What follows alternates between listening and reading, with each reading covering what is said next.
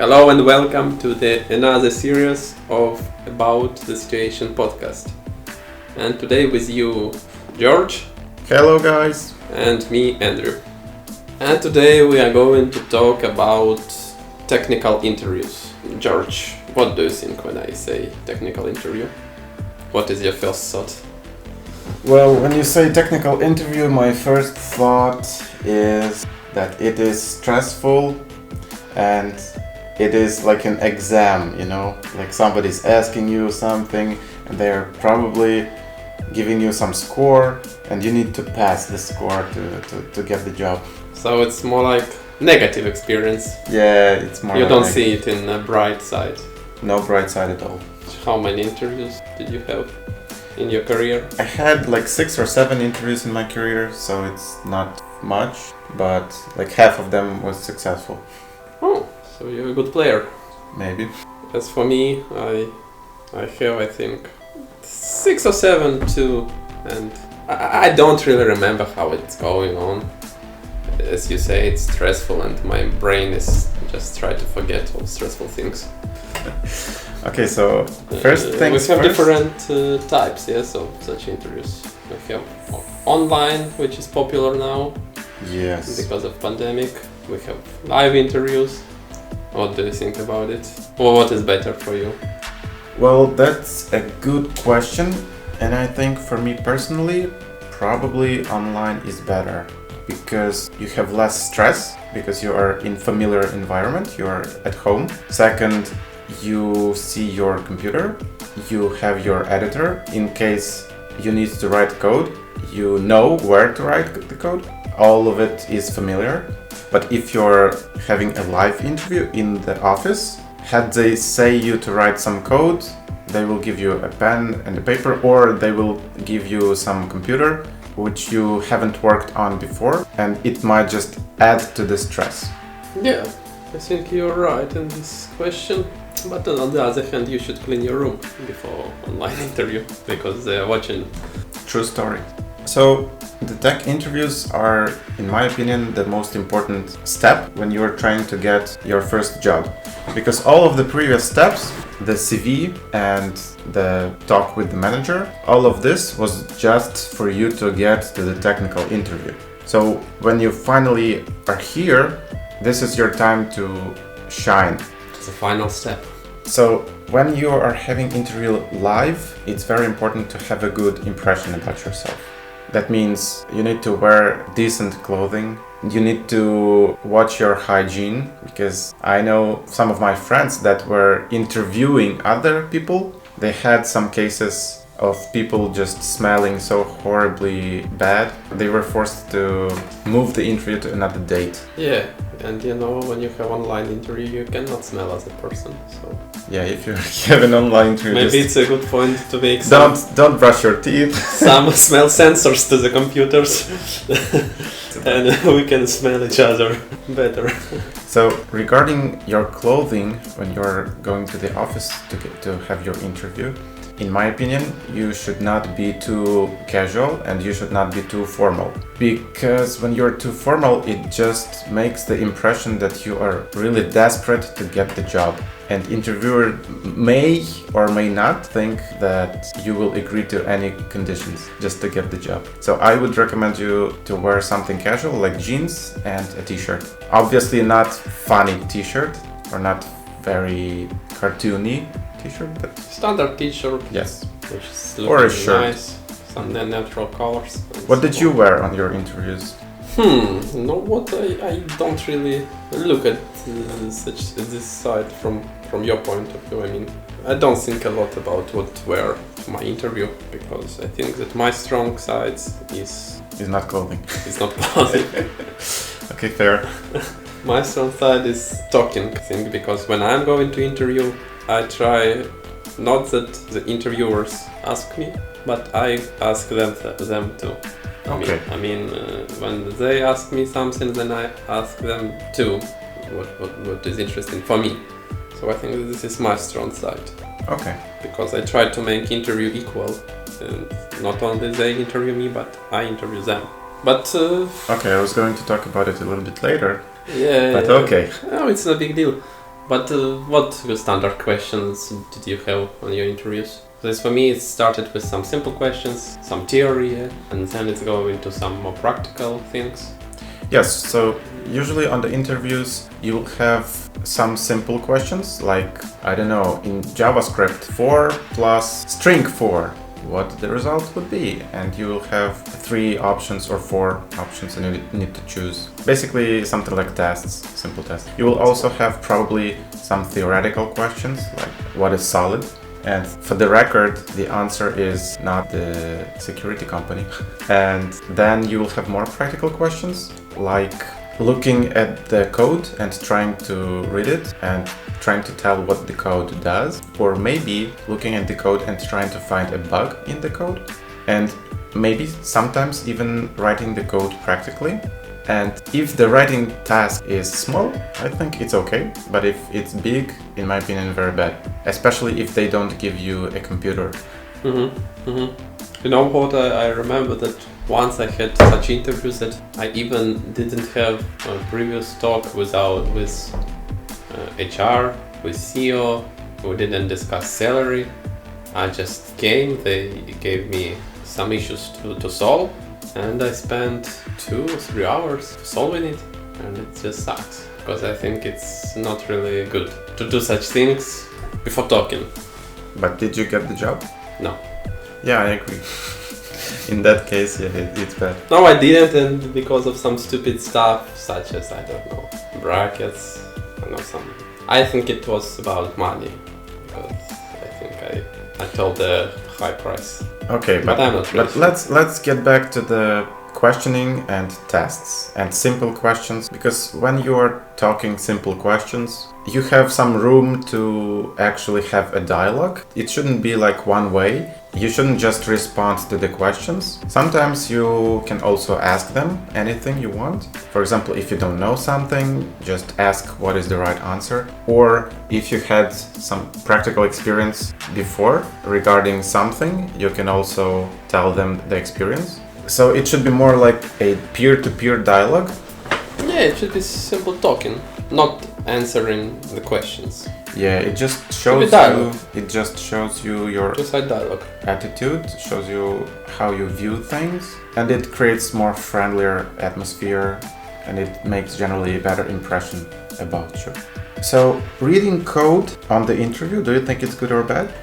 Well, if it's a small piece of code, I think it's very nice practice because the interviewer see how do you think and how fast can you solve problems and how fast can you find a solution, how deep can you go with your decisions.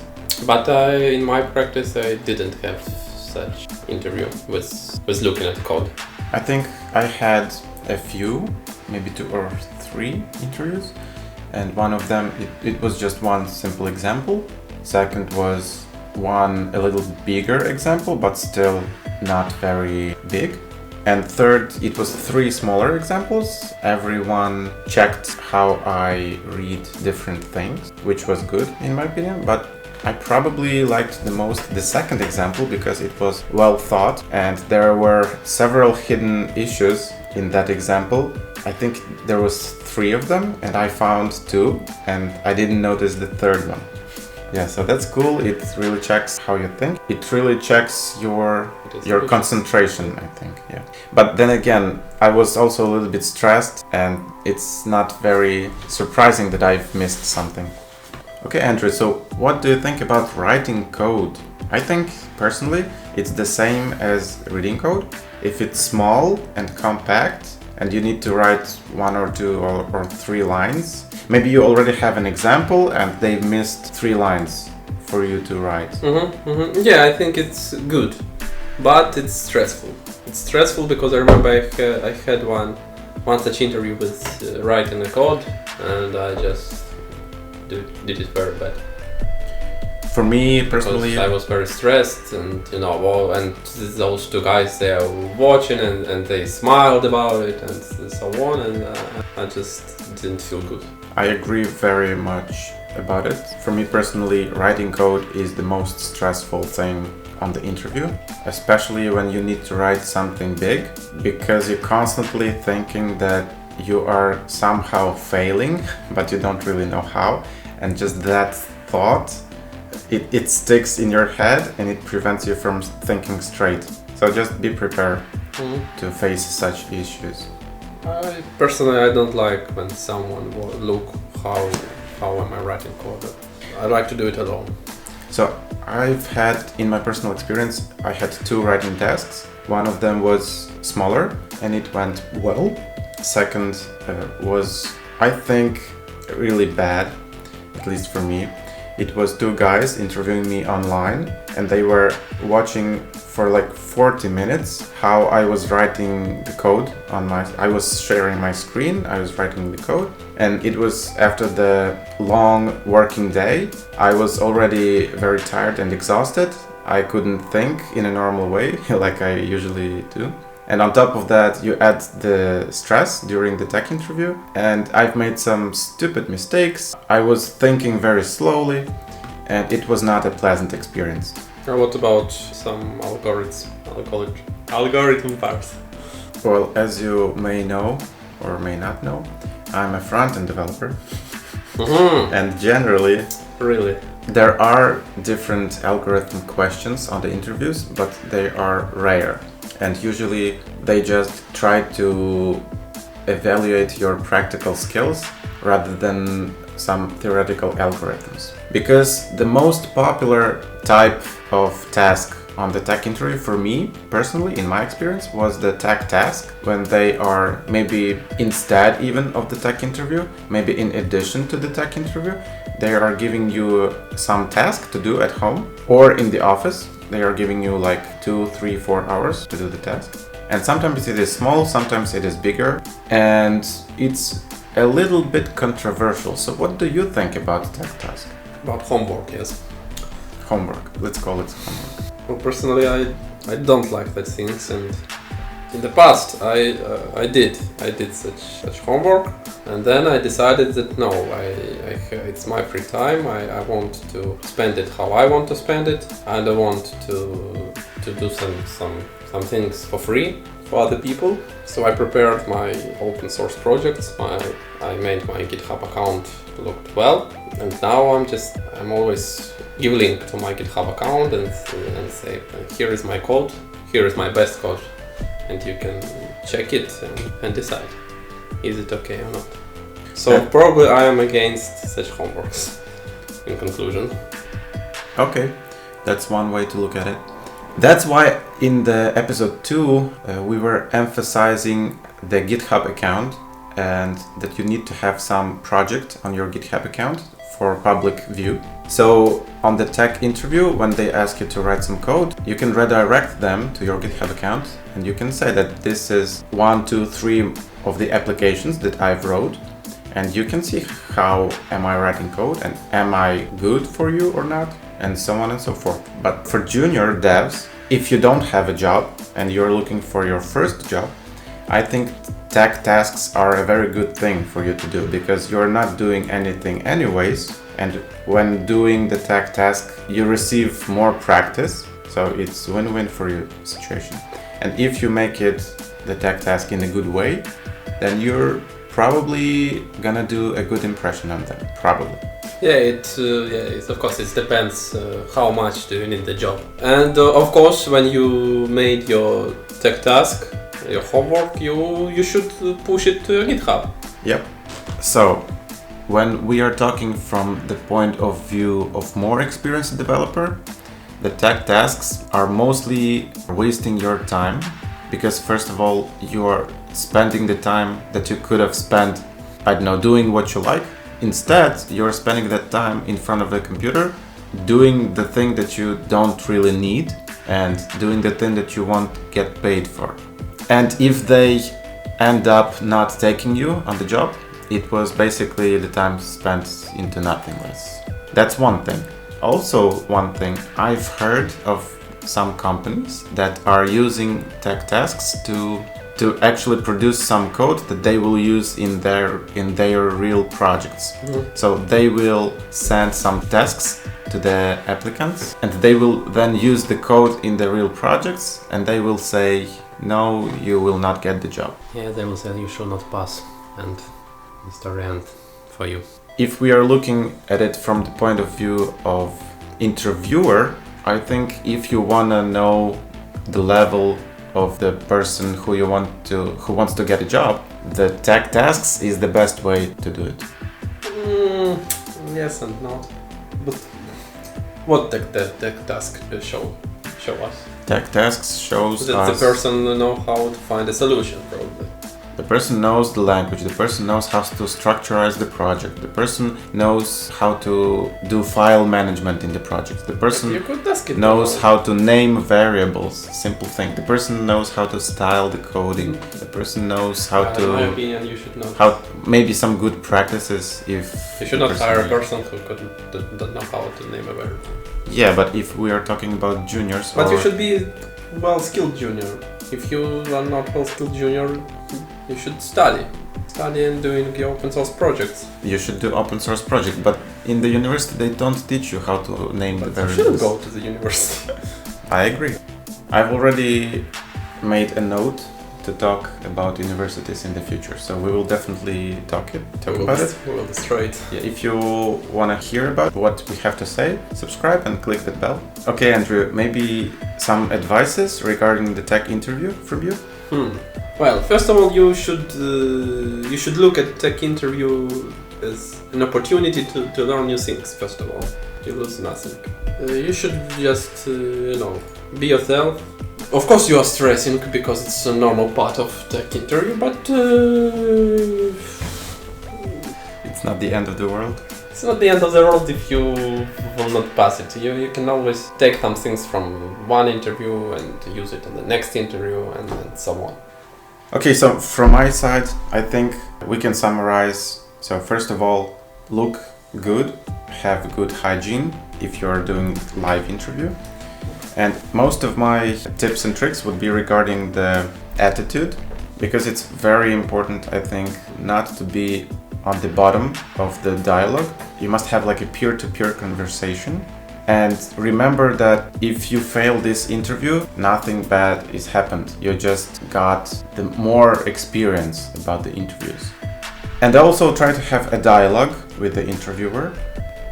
And also try to prepare to the interview with things like theory and one more very important thing. Yeah, Google most asked questions on the interviews and make sure you know all of those common questions.